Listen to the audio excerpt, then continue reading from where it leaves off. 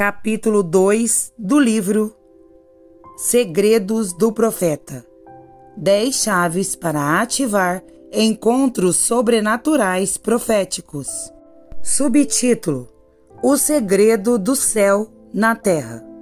Louvado seja o Deus e Pai de nosso Senhor Jesus Cristo, que nos abençoou nas esferas celestiais com todas as bênçãos espirituais em Cristo. Efésios 1:3. 10 geógrafos que pensam que o mundo é plano tendem a reforçar os erros uns dos outros. Só um marinheiro pode corrigi-los. John Heston Saul. O filósofo Aristóteles fez uma observação única sobre a forma esférica da Terra. A sombra circular projetada à Lua durante um eclipse lunar deu-lhe uma visão sobre isso. Embora isso possa parecer uma compreensão do senso comum da Terra, a Flat Earth Society discordaria. Alguns chegaram a argumentar que todas as realizações das viagens espaciais nada mais são do que uma conspiração orquestrada pela NASA. Eles negariam a existência de uma conspiração de terra plana e afirmariam que deveriam, provavelmente, ser a chamada de conspiração para viagens espaciais. Nossa compreensão do universo está se expandindo. A NASA continua a fazer descobertas além do nosso sistema solar e agora, com a introdução da física quântica, estamos estudando não apenas o universo em expansão, mas também a natureza dos átomos e das partículas subatômicas. O que vem a seguir em nosso campo de descobertas? Embora historicamente a ciência e a espiritualidade sempre tenham entrado em conflito, o futuro está aberto para mudanças. Entre outras coisas, a consciência humana se tornou um assunto de debate. O assunto em questão: como as ações físicas são moldadas por pensamentos não físicos? Existe outro mundo moldando nossa consciência? Ou o mundo físico molda nossa consciência? O que é consciência e como é formada? O mundo incrível como conhecemos está repleto de camadas de realidades coincidentes. Dentro de cada uma dessas realidades existem padrões e diferenças reconhecíveis. Por exemplo, o fogo é a causa da destruição na terra, mas pode ter propriedades diferentes no céu. Em Apocalipse 15:2, encontramos um grupo especial de vencedores sobre o que parece ser um mar de vidro misturado com fogo. Se o fogo é diferente ou se nossa capacidade de lidar com o fogo será diferente no céu, será descoberto. O que é evidente é que existem 2 efeitos muito diferentes que o fogo pode ter em você, dependendo de onde você está. Embora eu nunca recomendasse pessoalmente estar em chamas aqui na terra, parece ser uma honra gloriosa no céu. Vejamos o momento em que Adão e Eva descobrem que estão nus.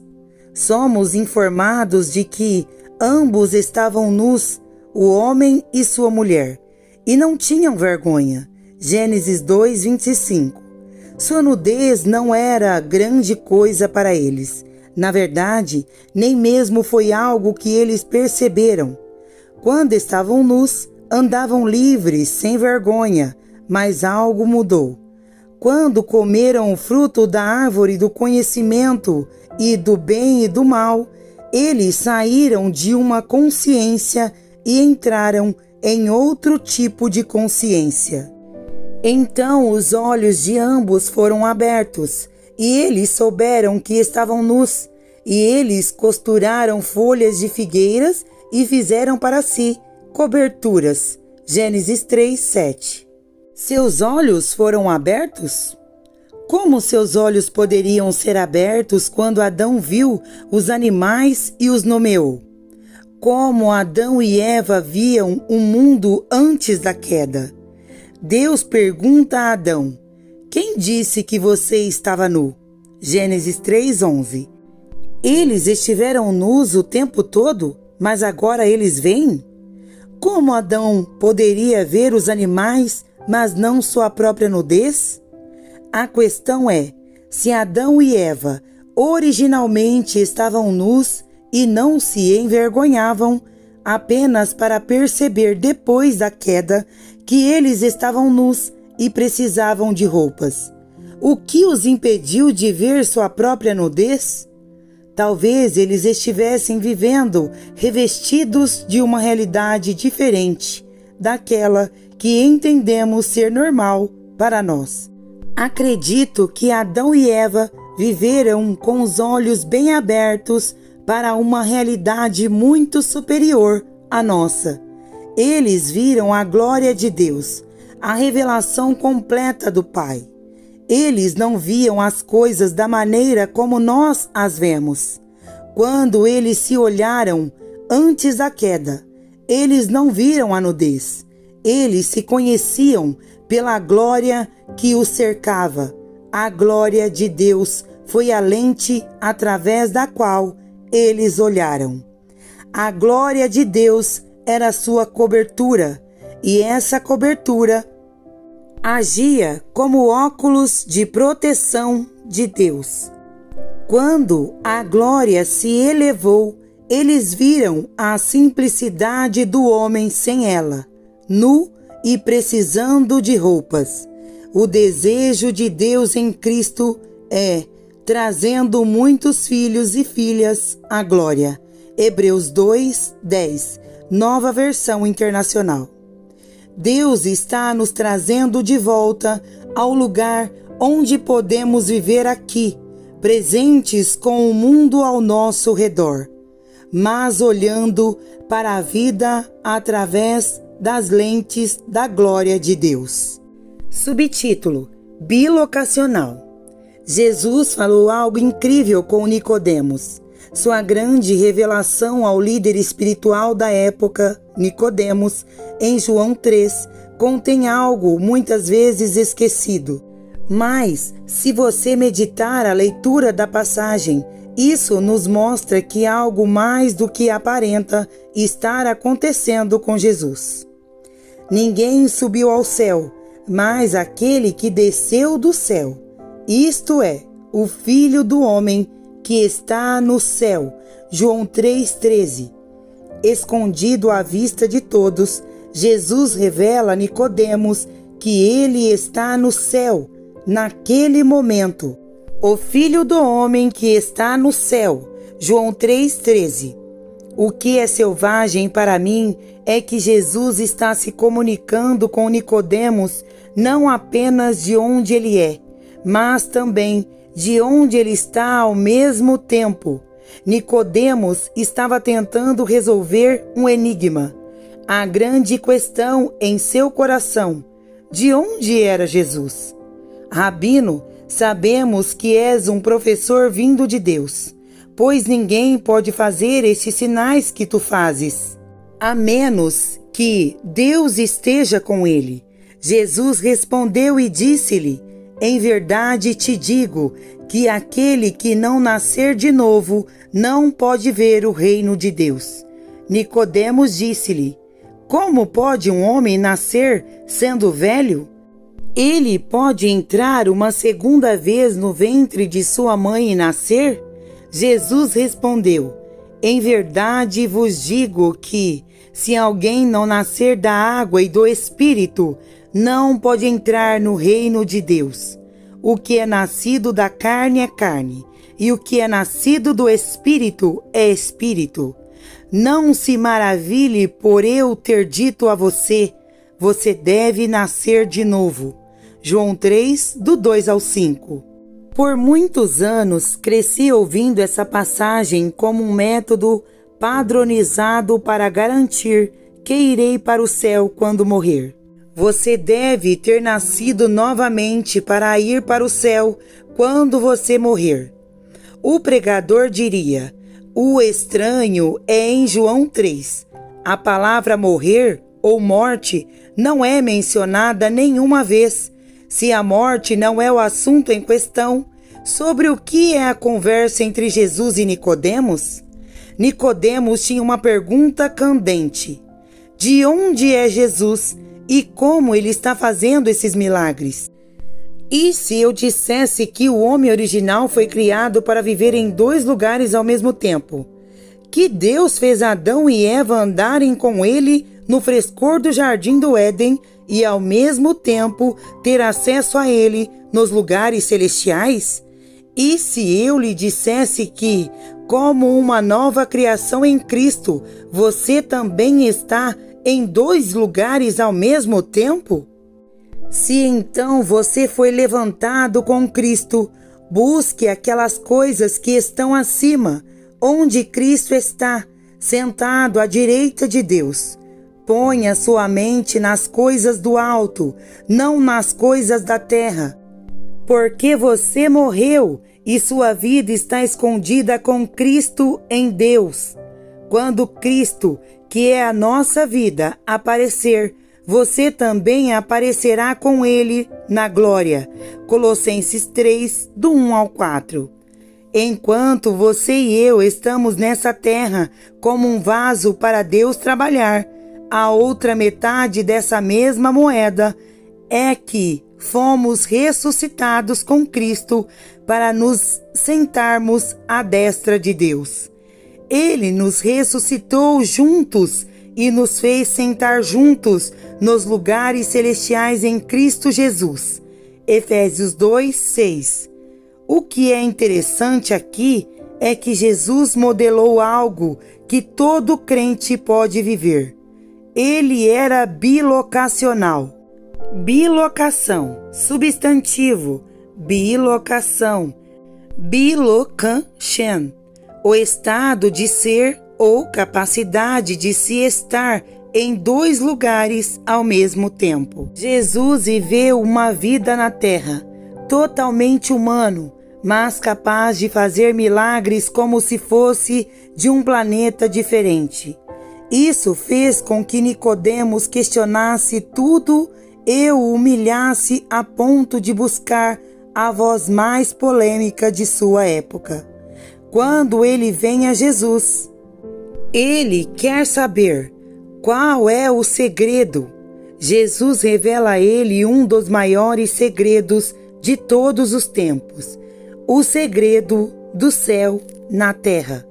O segredo do céu na terra é o mistério por trás da capacidade de Jesus de manifestar o milagroso. Ele estava aqui e ali ao mesmo tempo. Infelizmente, o poder por trás desse segredo foi perdido e substituído pela visão tradicional de que o paraíso é um lugar para o qual você vai apenas quando morre. Se essa for a única realidade do céu, então não seria um lugar para os vivos, mas para os mortos.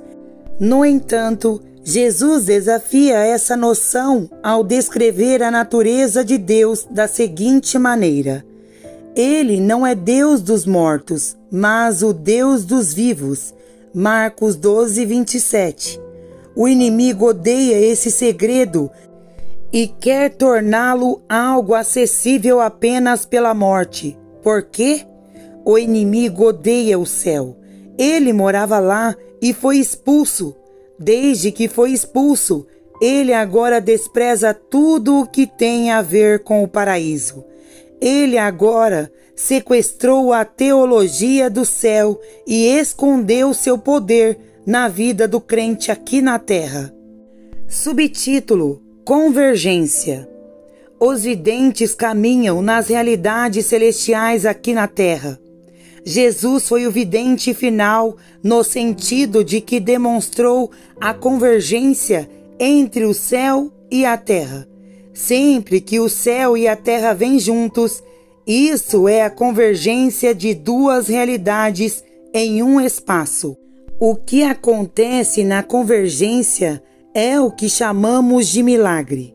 Duas dimensões se juntando em um espaço para revelar a glória de Deus. Os videntes vivem naquele espaço. Eles têm um olho no natural e o outro no sobrenatural. O principal escritor do Novo Testamento tem algo a dizer sobre a vida na terra. Eu fui crucificado com Cristo. Já não sou eu que vivo, mas Cristo vive em mim. E a vida que agora vivo na carne, vivo pela fé no Filho de Deus, que me amou e se entregou por mim. Gálatas 2, 20. O que acho interessante aqui é que Paulo menciona como ele estava vivendo em sua vida na carne pela fé. Isso pode contradizer o ensino popular de que a carne é má e que Deus não quer ter nada a ver com a carne. Esse tipo de ensino desligou a glória de Deus no homem. E se a carne é má, como é que Jesus veio em carne? E sem controvérsia, grande é o mistério da piedade. Deus foi manifestado na carne, justificado no Espírito, visto pelos anjos, pregado entre os gentios, acreditado no mundo, recebido na glória. 1 Timóteo 3,16. A convergência de carne e espírito trouxe o Filho de Deus a este mundo. E se a carne é má, como o apóstolo Paulo possivelmente foi para o céu no corpo? Devo continuar me gabando, embora não haja nada a ganhar. Prosseguirei com as visões e revelações do Senhor. Eu conheço um homem em Cristo que 14 anos atrás foi arrebatado ao terceiro céu. Se foi no corpo ou fora do corpo, eu não sei. Deus sabe. E eu sei que este homem, seja no corpo ou fora do corpo, eu não sei, mas Deus sabe. Foi arrebatado ao paraíso e ouviu coisas inexprimíveis, coisas que ninguém tem permissão de contar. 2 Coríntios 12, do 1 ao 4, Nova Versão Internacional. Há encontros com o céu que Deus reservou para esta geração, que refletirão a própria maravilha de Paulo. Alguns serão arrebatados ao terceiro céu e se perguntarão se é possível que estivessem no corpo. Ouvimos histórias de experiências de quase morte em que alguns falam sobre ver o céu depois de se prostrar na mesa de operação. O relato de Paulo é que ele foi para o céu antes mesmo de morrer. Ele até mencionou a possibilidade de ter ido para lá no corpo, não fora do corpo, como ouvimos nessas experiências de quase morte. E se o corpo não é mau, mas foi justificado pela cruz de Jesus, isso certamente é possível. Subtítulo: O universo paralelo. Quando o céu e a terra se tocam, algo muda e uma realidade começa a moldar e influenciar a outra. O universo está fora de alinhamento, muito parecido com um quiroprático, ajustando uma coluna desalinhada. O Espírito Santo está orquestrando todas as coisas para que voltem ao alinhamento com Jesus. O que acontece no alinhamento é que começamos a ver encontros paralelos. Se o mundo é multidimensional, há coisas que estão acontecendo nas múltiplas realidades que ecoam umas nas outras. Quando esses alinhamentos começam a ocorrer, as coisas ao nosso redor mudam de lugar para dar início ao mover de Deus. Isso, em termos muito simples, é a terra se alinhando com o céu. Isso ficou claro para mim anos atrás, quando minha esposa e eu tivemos nosso primeiro filho. Estávamos no meio de uma temporada de mudanças em que sentimos que Deus estava nos guiando em uma direção diferente. Não sabíamos para onde estávamos indo, mas sentíamos dentro do nosso coração o sentimento de que uma nova designação estava surgindo. Éramos parte de uma grande organização missionária na época, liderando e dirigindo o ministério profético, mas podíamos sentir a mudança.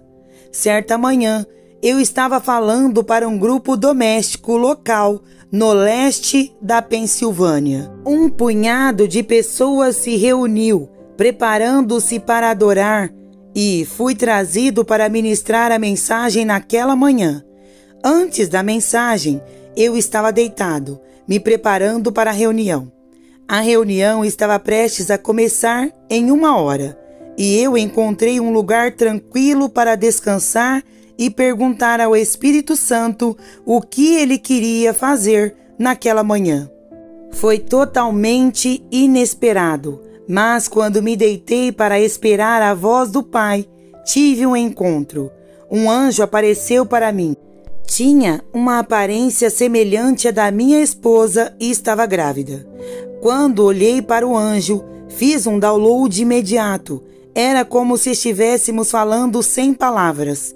O anjo mensageiro me revelou naquele momento que minha esposa estava grávida e que era um sinal para mim de que a região em que estávamos também estava grávida. Fiquei atordoado. Quando saí do encontro, liguei imediatamente para minha esposa e disse a ela: "Você está grávida."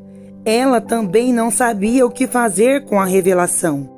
Compramos 2 testes em uma loja local para ver se ela estava grávida ou não. Cada um voltou com um sinal tão fraco que não podíamos dizer se era um sinal de mais ou de menos. Perplexa, fui enviado em uma viagem à farmácia local para encontrar o teste de gravidez mais elaborado possível. Estávamos determinados. O que eu encontrei era tão claro que seria impossível estragarmos tudo. Ela fez o teste e mostrou o que parecia ser um sinal de divisão. Espere o quê? O que é isso? Então, marcamos uma consulta médica porque ainda não tínhamos certeza sobre o que o resultado dos exames queria dizer. Quando entramos na consulta médica, tínhamos ansiedade em nossos corações. O médico colocou o instrumento na barriga da minha esposa e ouvimos o som angelical dos batimentos cardíacos de nossa filha pela primeira vez. Ficamos ali chorando pela bondade de Deus. Ficou claro que Deus estava tentando chamar nossa atenção. Enquanto estávamos sentados lá, pasmos com seu amor por nossa família, começamos a ter uma profunda compreensão de que a região para a qual seríamos chamados na próxima temporada seria o leste da Pensilvânia. Não foi um pequeno sinal para nós que o anjo estava se comunicando comigo sobre a região estar grávida, assim como minha esposa estava grávida. Seria a palavra com a qual seríamos pioneiros pelos próximos 6 anos de nossa vida. A convergência de realidades paralelas começou a fazer sentido. Houve um sinal no espírito com o anjo revelando a gravidez de minha esposa. Um sinal no natural com minha esposa grávida.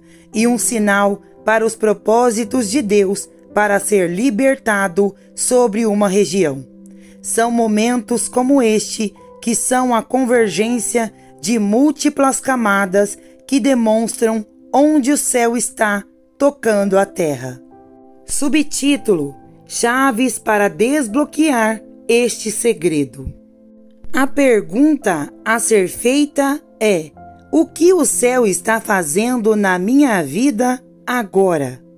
Como posso identificá-lo, vendo-o no espírito, refletindo no natural? Aqui estão algumas etapas práticas para acessar o segredo do céu na terra. Comece no mundo natural. Observe os temas ocorrendo. As Escrituras dão um princípio de que o natural é primeiro e depois o espiritual. No entanto, o espiritual não é primeiro, mas o natural, e depois o espiritual. 1 Coríntios 15, 46. Haverá fenômenos que ocorrem naturalmente em sua vida que são mais espirituais do que imaginamos.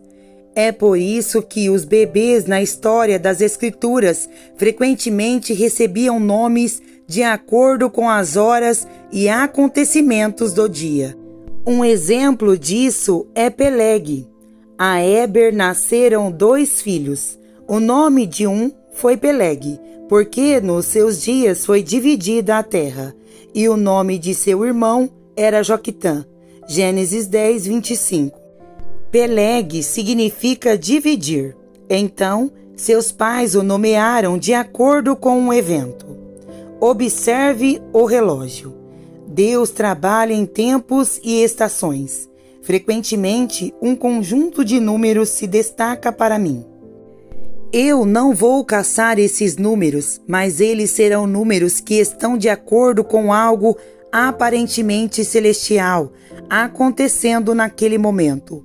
Se eu acordar às 13h33 da manhã, várias noites seguidas de um grande sonho, devo saber que Deus está falando sobre uma convergência. É um momento em que o céu está tocando no espaço em que estou. O que faço com esses números? Frequentemente, vou direto às Escrituras para encontrar seu significado ou mesmo para localizar um versículo paralelo com os números neles. A sabedoria nos diz: reconhece-o em todos os seus caminhos e ele endireitará as suas veredas. Provérbios 3, 6. À medida em que passamos a reconhecê-lo em tudo, vemos que estamos procurando evidências do céu tocando a terra.